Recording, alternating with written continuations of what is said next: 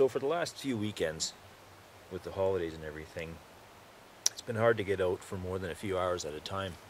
And today's the same, I would say. Just out for a quick little day hike, trying out some gear, exploring some new terrain, and that kind of thing. And if I was to make a video of this hike, I think I'd bore you all to tears. It's really nice scenery and everything, but not a lot of video material going on.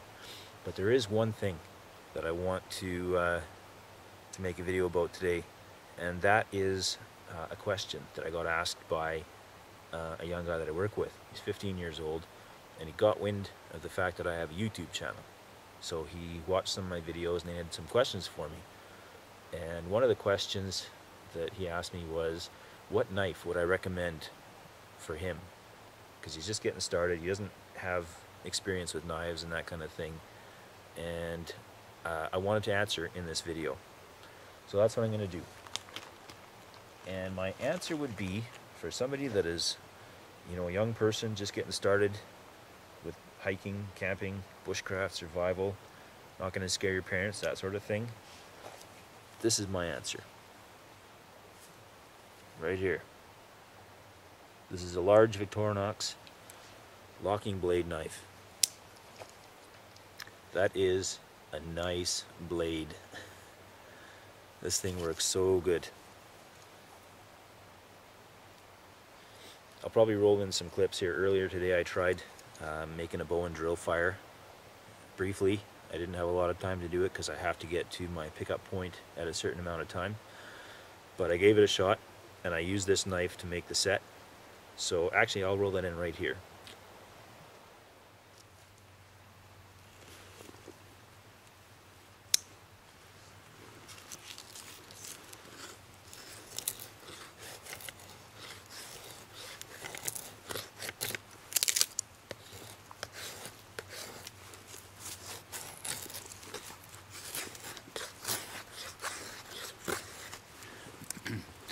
I'm not trying to make feather sticks here or anything. My main purpose right now is to round off this piece of wood so that I can use it for a spindle in a fire drill setup.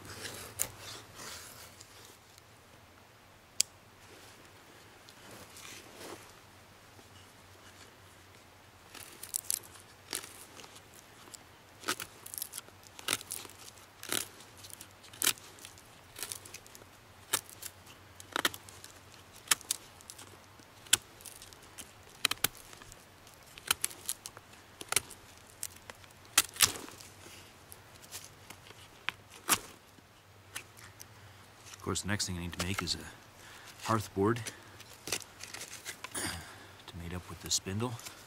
So we'll need a flat surface.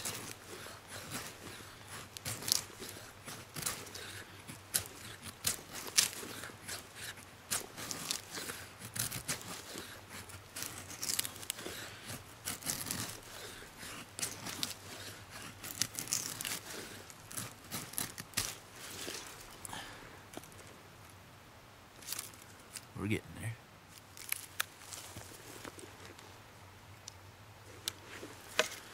Okay, so now I've got my baseboard or hearth board. I've got my spindle. These were actually at one point in time the same piece of wood. This is cottonwood. This Swiss Army knife has done the entire task from start to finish of reducing this one piece of wood into these two items. Next thing I have to do though is to make a bit of a divot. There we go. It's gonna work just during this little process.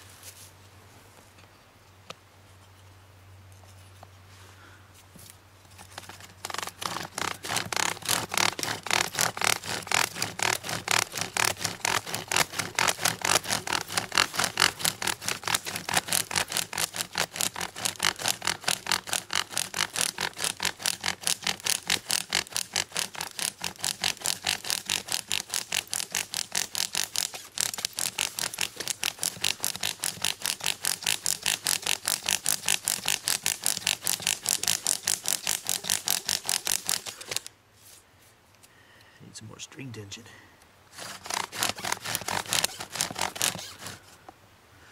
Alright, we got started. We still got a long ways to go. I gotta get some more tension on the string, and we're not seated in there yet, so more work to do.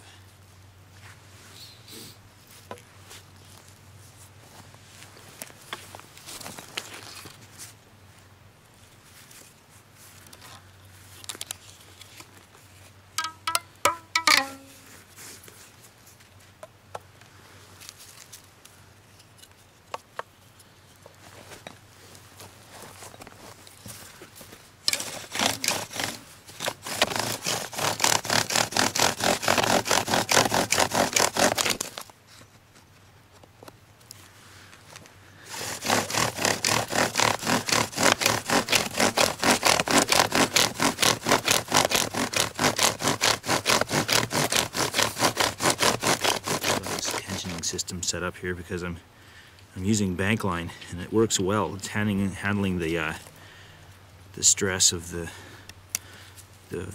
friction well, but it is stretching out on me.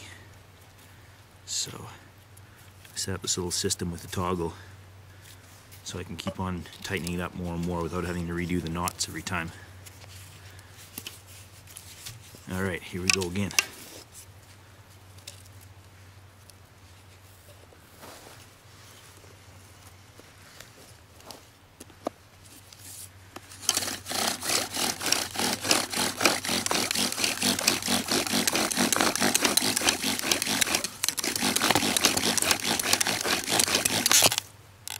And I spoke too soon on the back line. Boom. Experiment over. I'm going to keep this kit though. But I got other things I have to move on to.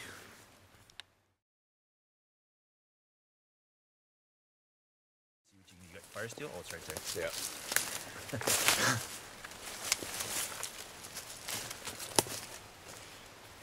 All right, so how many hundreds of times have you done this before?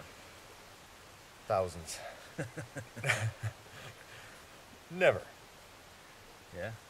So, is it going to spark off that with a black coating, do you think? Probably not. Maybe not. Oh yeah, that'll work. Let's try making it spark. Now, I'm just going to let you go to it. I'm not going to Yeah, interrupt. this is going to be pretty amusing.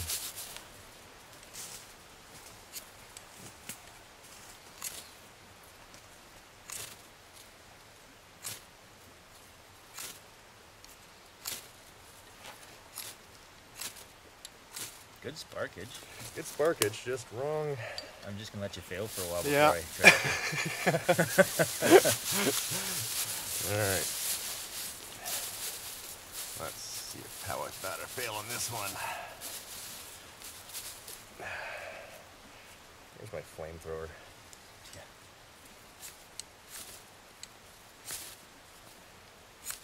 Yep.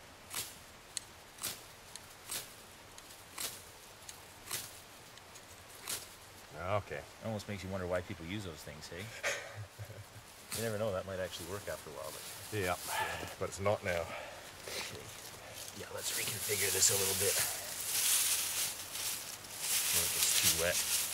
You want it to be a pretty tight mass. Kind of like a bird's nest. Catch the spark. Is ideal, yep. And we'll take this birch bark that you gathered, and that won't catch a spark as is either. Really, but if you just mash that up in there, you can process it a bit more with your knife too.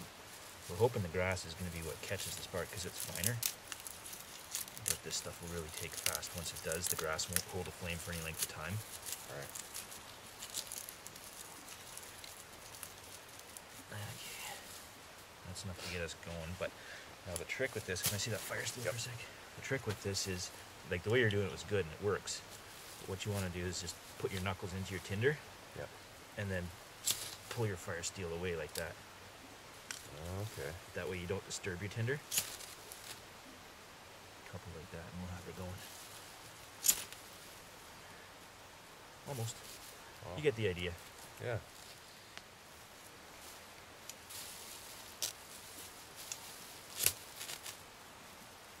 There we go.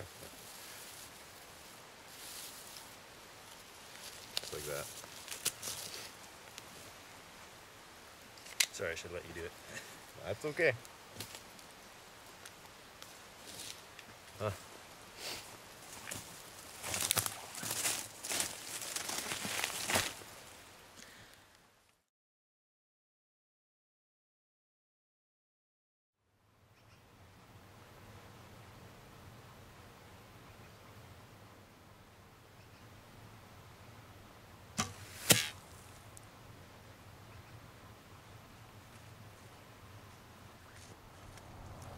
Well, I just missed such an awesome chance at getting some food out here. I didn't miss, well, I missed actually my shot, but I didn't even realize what I was up against. I had my bow ready and everything, and I saw a bird. It's a chucker, which is a type of partridge, you know, very similar to any grouse or anything like that, but really good eating. So I took my shot at one up here, and I missed it by close to a foot, I'd say. I missed, and after I shot and started moving forward, once that one flew, man, a pile of them flew. There was probably 15 or more chuckers out here. Here's my arrow. I let my last shot go. Apparently a lot of things happened to this arrow. 2 fletches came off. I just glued those on last night, and I lost the knock. It hit those rocks pretty hard, so apparently that was kind of traumatic on the bow, or the arrow I mean. Yeah, my game point's kind of screwed too. Oh well. So those birds have headed way up into the mountains up there, up in the rocks. They're well aware that I'm down here, and they're not coming back down anytime soon. So if I was in a real survival situation, which obviously I'm not, you can hear the cars and stuff, I'm just out behind my house. But if I wasn't in a real survival situation, I wouldn't be chasing those birds up into the rocks. I would be hunkering down here, making a camp, and just waiting for them to come down here. The food's down here, and they know it, and they'll be back down eventually. So first thing I'd do is I'd set up some passive ways of catching them, set some traps and stuff, and I'd just wait them out.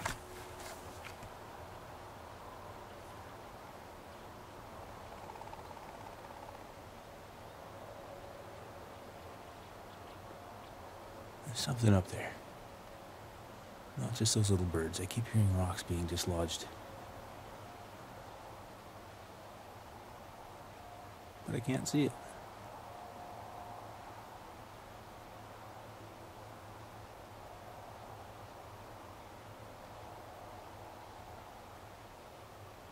There's chuckers. I can hear them. Oh, there they go up on the ridge. That's way too far for a shot with my bow. 22? I'd try it. For sure, I'd try it.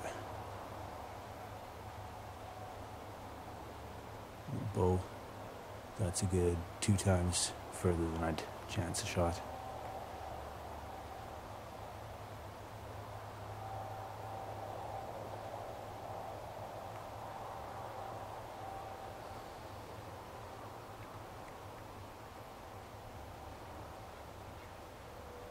Now that you've seen that, I'll show you what I do for trapping, because I actually already set up my traps.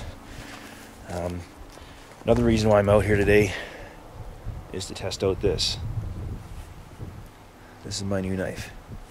You saw this knife before in another video, the one where we cooked the roast and made the jerky over the campfire.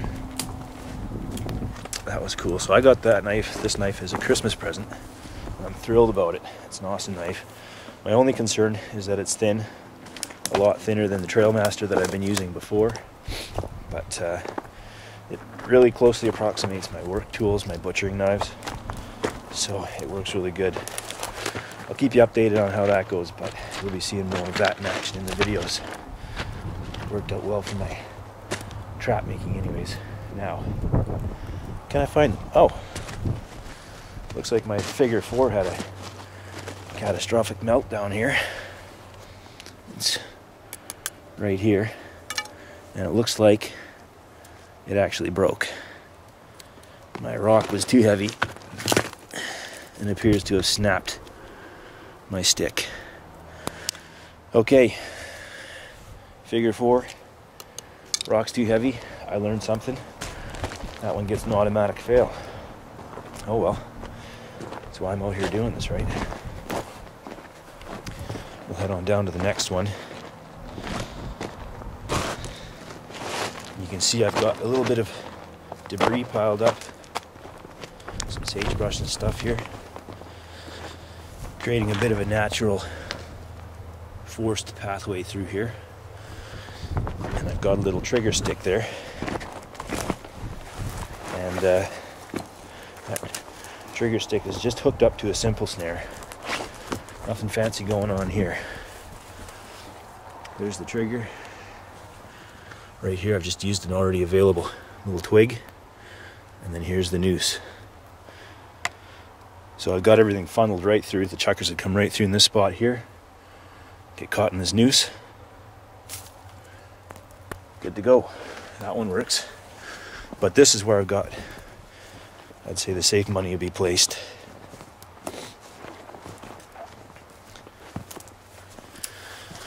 Back over here, we've got a treadle type of trap. You see that? And I've used rocks instead of Y branches for support. So they're supporting the toggle. And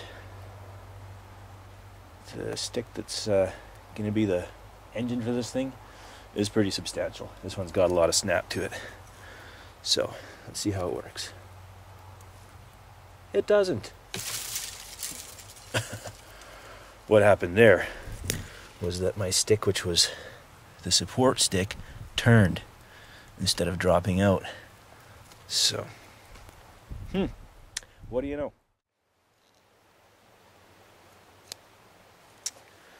So when I started out with Swiss Army knives, I started out with ones that were this size, and they are slightly smaller. And this one has 2 blades and a saw, scissors, that kind of thing. And this is a great tool. And I loved it for years and years. But when I found out about the one that locks, I was sold on it. I did break one because I tried batoning with it, and then the lock broke. It broke in such a way that it wouldn't close. So the knife sat partially opened all the time. I sent it back and they replaced it for me, no problem. But this knife is not capable of that kind of thing. But for cutting tasks, this knife is great. You know, for woodwork, preparing fish, grouse, even rabbits. If I had to, I could dress out a deer with this knife, no problem. In fact, I could probably do the whole thing. I could probably do a cut and wrap for you with this. Wouldn't that be a challenge? But I could do it. Anyways, I feel a bit guilty because this young guy that I work with, he sees me using my knives all the time, and I work with a big knife, you know, my steak cutting knife and that. He doesn't use the knives, but he sees us with them, so I'm sure he's looking for something that's got some cool factor to it. And in fact, I showed him the other day my EDC knife, and that's got some cool factor going on, the CRKT M21. But that's not a knife to start with.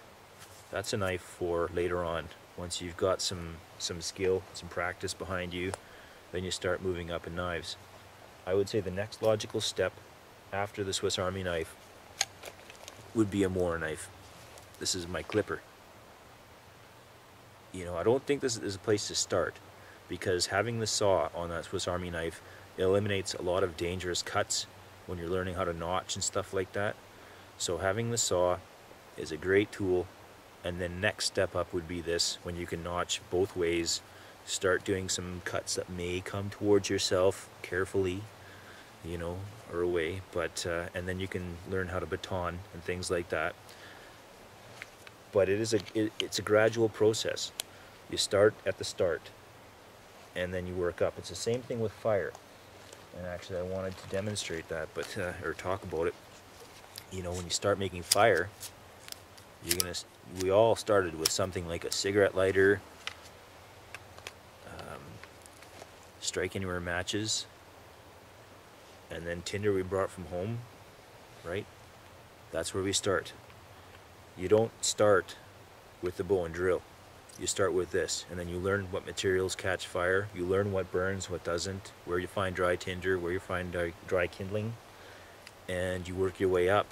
And then after these things, the next logical step is, of course, the fire steel. And then from the fire steel, you can move into the bow and drill, the hand drill, and actual natural flint and steel. So it's a gradual process, but you start off as a beginner and you exit it as a journeyman. This is a apprenticeship, basically, is the way I like to think of it. And everyone out there on YouTube is contributing as a mentor, and that's what I'm hoping to accomplish with this. So one day we'll all be journeymen, but we'll still continue to learn, and maybe when we die we'll be masters of this craft. That's it for now. Thanks.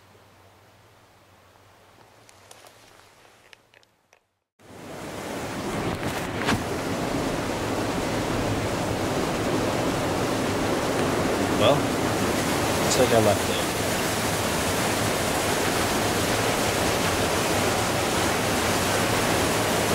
Climb up.